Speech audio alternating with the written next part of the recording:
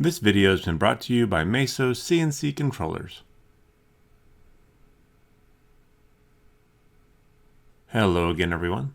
Today we're looking at a German-made casting. This is a vintage Siku Super-Serie version 291 cement mixer from around the 1970s. This was sent in by a subscriber some time ago, and I have to admit that I thought it was a Matchbox at first, but got to looking more closely and saw a Made in Germany stamp. Figure now is as good a time as any to check out some German die-cast.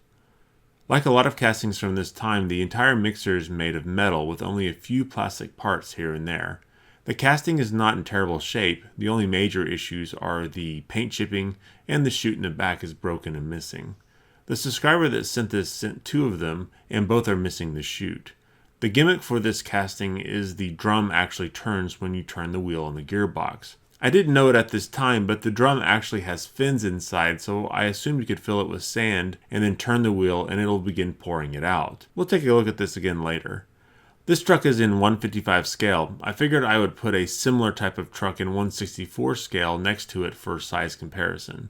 Of course, for what it's worth, the Matchbox truck here is way out of scale, but you get the idea. Looking at the base, you can get a good look at the casting's construction. Everything is riveted together. You can also see the rubber tires are all in good shape. As mentioned before, the subscriber sent me several of these die-cast vehicles and all of them still have the rubber tires on them. I also looked around on eBay and found that most of those castings still have the rubber tires on also, so score one for German engineering in the rubber tire department. As is typical, I'll start by drilling out all the rivets, and there's a bunch on this mixer. Since I'm not entirely familiar with its construction, I'll not be drilling the smaller holes for the button head screws yet. I decided it would be best to pull the casting apart first and then drill and tap the smaller holes later when I could be sure I was not drilling through something unintentionally. Most of the posts run through the base, sandwiching other parts in place. The front cab is held on with a tab and one rivet, while the gearbox uses two. Both trucks I own have pretty loose-fitting gearboxes. I'm not sure if this is due to play or if it's due to loose tolerances that keeps the gearbox from locking up when a child spins them. The gearbox itself is completely enclosed with several more rivets. I can remove them once it's off the base. While taking this apart, I was struck by the number of manufacturing steps one would have to go through just to put one of these mixers together. The rivets are single use, so if a worker messed up on the last rivet, pretty much the entire truck would have to be tossed. Pulling apart the main components of the truck ended up being pretty easy compared to taking apart the gearbox and drum. The drum looked like it had only one rivet holding it together. However, when I tried to pull apart the two halves, I found they were still connected inside the gearbox. So I moved to drilling out the post on the gearbox and was able to remove the bottom part, exposing the gears inside. To my surprise, I found the gears to be made of plastic instead of metal. Engineered obsolescence at its best, I guess. I'm surprised because the entire truck is metal, including the knob to turn the drum, and I just assumed the gears would be metal too. Especially since they're a rather delicate part as far as the assembly is concerned. What is even more interesting is that the two halves of the drum form a post that is then mushroomed around one of the plastic gears. I had to use a drill bit to carefully remove the mushroom portion before I could remove the plastic gear. Once the gear was out of the way, I could finally pull the two halves of the drum apart, expecting thousands of spiders to fall out. Luckily for me, but unfortunately for the video, that didn't happen. But you can now see all the fins or flutes inside the drum, so this cement mixer should actually work like a real cement mixer. We'll test that out a little bit later. For now, I'll go about removing all the paint. I was not sure how the paint would react when I sprayed the parts down with aircraft paint remover. Sometimes old paint strips right off, while other times it has little to no effect and I have to sandblast it off. Here I lucked out and the paint was easy to remove with a paint stripper. After the paint was stripped, I then went over the parts with a steel brush to both clean and rough up the surface for the primer. One of the casualties of doing this restoration is the plastic headlights this casting had. You can see them on the other casting I have. They're faceted plastic inserts, sort of like costume jewelry that was glued in place. I've used the aircraft paint remover that is safe for plastic, and it melted them right out.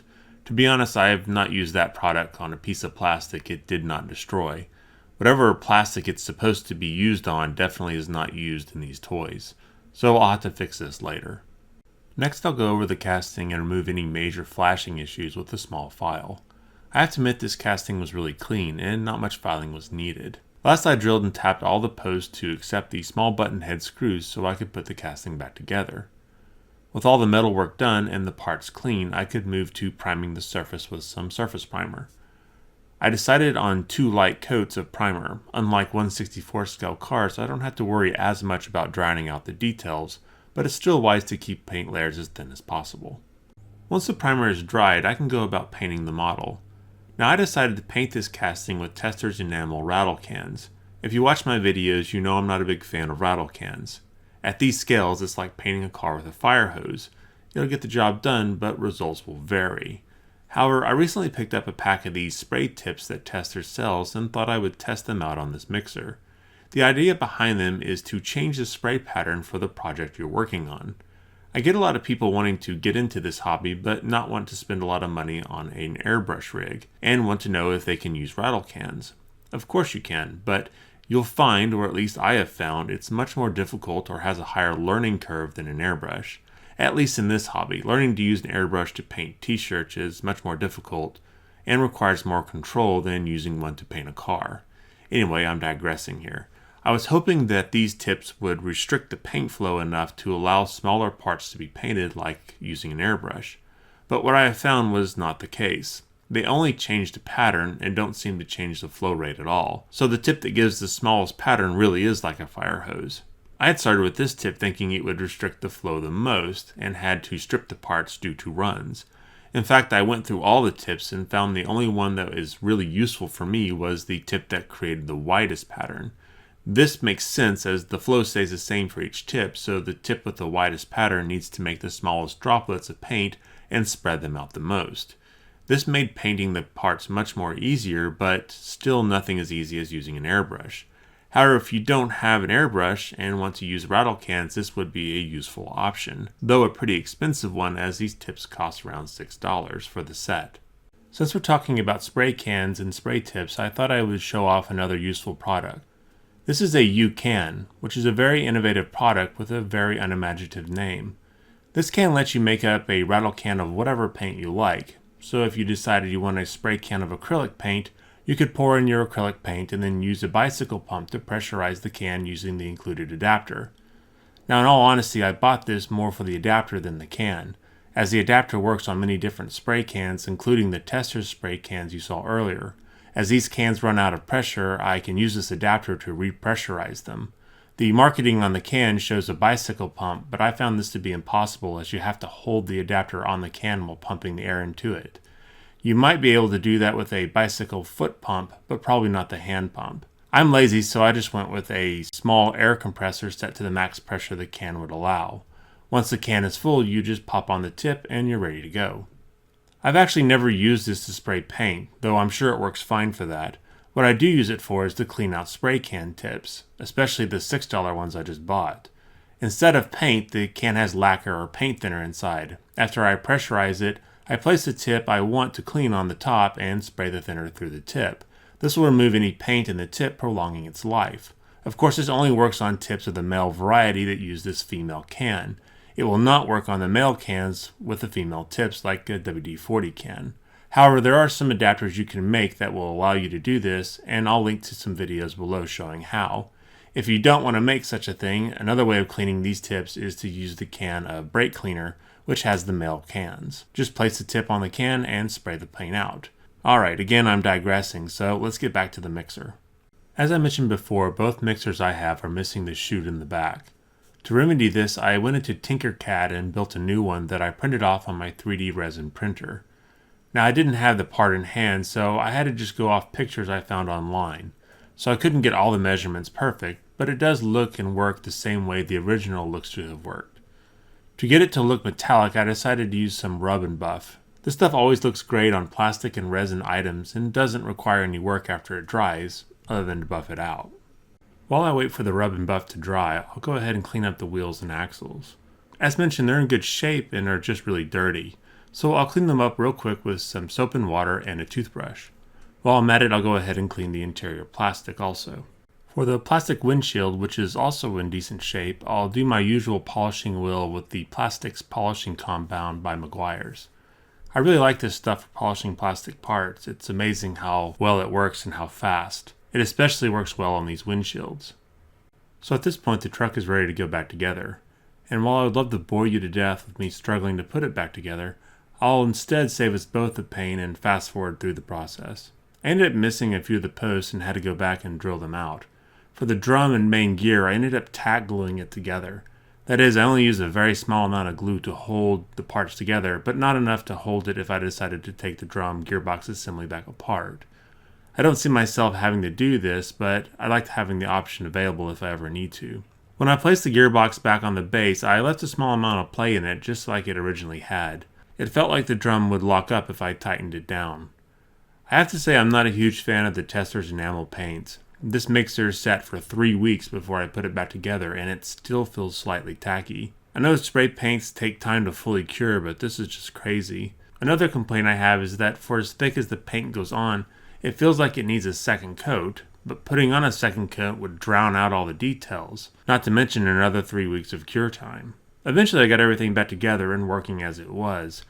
I'm a little scared of turning the drum because of the paint issue. The drum and green bracket that the drum goes into is paint on paint, so I need the paint to be fully cured or there's a good possibility that one would remove paint from the other.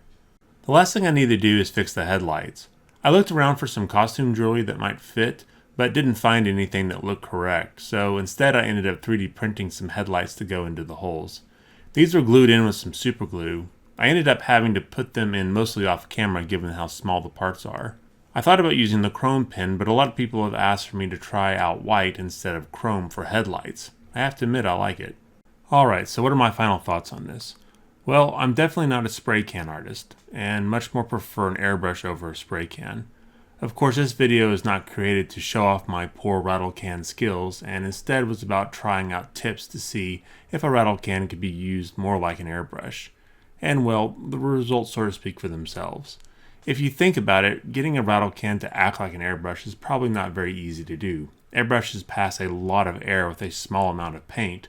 A spray can is the opposite, pushing a lot of paint with a very small amount of air. That makes sense as spray cans have a very finite amount of propellant, and an airbrush has, well, almost an infinite amount for lack of a better term. As such, both are very different to use compared to the other.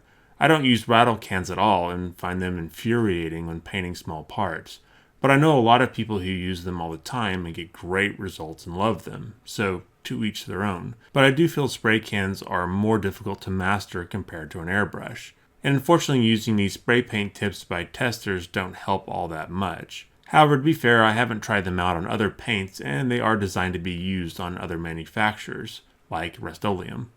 So I'll continue to play with them and let you know if I change my mind about them. But to be completely honest, I'll probably be taking this truck apart and redoing the paint with an airbrush. Anyway, thanks for watching. Sorry for the delay between this video and the last. Everyone needs a break now and then to keep from getting burned out. I have a lot of new videos planned and look forward to seeing you next time. Bye-bye.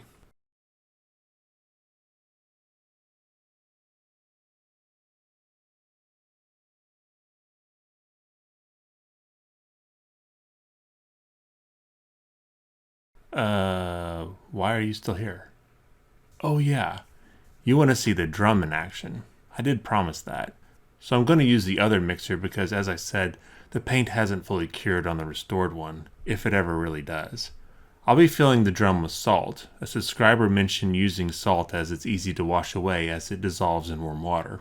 Getting the salt in the drum ended up being pretty difficult as the opening at the top of the drum is small due to the flutes, but eventually I got it filled. I started using the wheel to turn it, but found it easier to turn the drum by hand. And it definitely worked, just like a real mixer. Hey, thanks for sticking around to the end. Now that I think of it, I could use a new salt and pepper shaker.